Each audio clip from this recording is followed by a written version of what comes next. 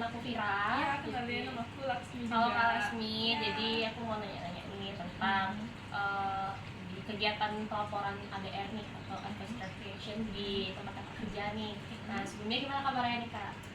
Baik sih. Oke. Ya, sekarang baik-baik aja. Jadi aku mau nanya nih Kak, kakak tahu nggak sih atau pernah dengar tentang performance atau ADR sebelumnya nih? Belum sih kalau tentang dengar waktu itu aku belum pernah sih, karena soalnya kan bukan anak ini jurusan sama kayak kalian kan, kalian farmasi ya kalau nggak salah ya. Jadi aku tuh belum pernah sih dengar tentang ADR atau farmako. Itulah pelajarannya itu. Kalau kayak gitu sebenarnya kakak tahu nggak sih atau gimana ada pelaporannya di sini kalau misalnya ada laporan dari masyarakat terkait dengan reaksi serta penyelesaian dari konten yang kakak buat nih?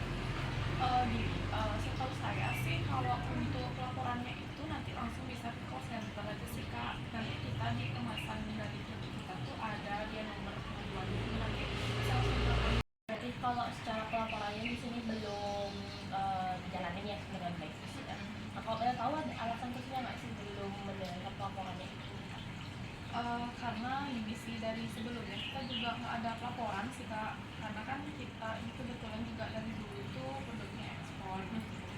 Nah, kita baru sih mengenalin ke masyarakat yang ada di lokal, tapi belum pernah ada laporan atau gimana sih tentang uang atau kekurangan kita nanti. Kalau bukan gitu, nah kebetulan juga nih aku mau ngasih tahu kakak kalau ada namanya platform dari BPOM juga untuk pelaporan terkait dengan reaksi yang tidak diinginkan pasca penggunaan obat atau sediaan yang sudah beredar di pasaran.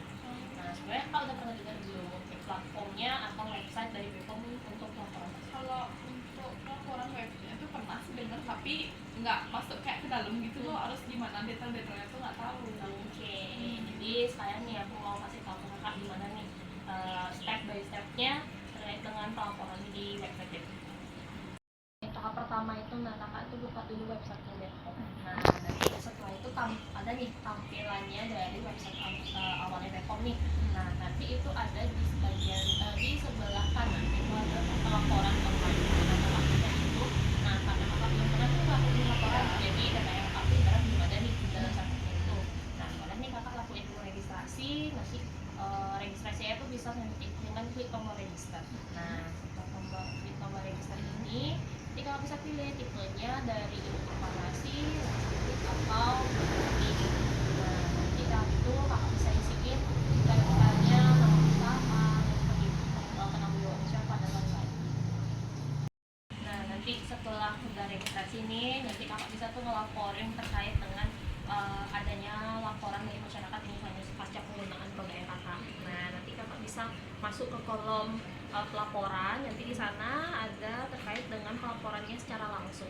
Nah pelaporan secara langsungnya itu nanti akan ada webnya sendiri, nanti kakak bisa isiin penjelasannya misalnya dari nomor kontrol publikasinya atau nomor batchnya nih misalnya, terus itu inisial pasiennya yang melaporkan, terus itu dari mana, usia, terus itu keluhan yang dirasain pasca penggunaan gitu sih. Nah nanti abis itu kakak bisa submit, setelah itu akan masuk ke data pelaporannya ADR atau pelaporannya si BPOM.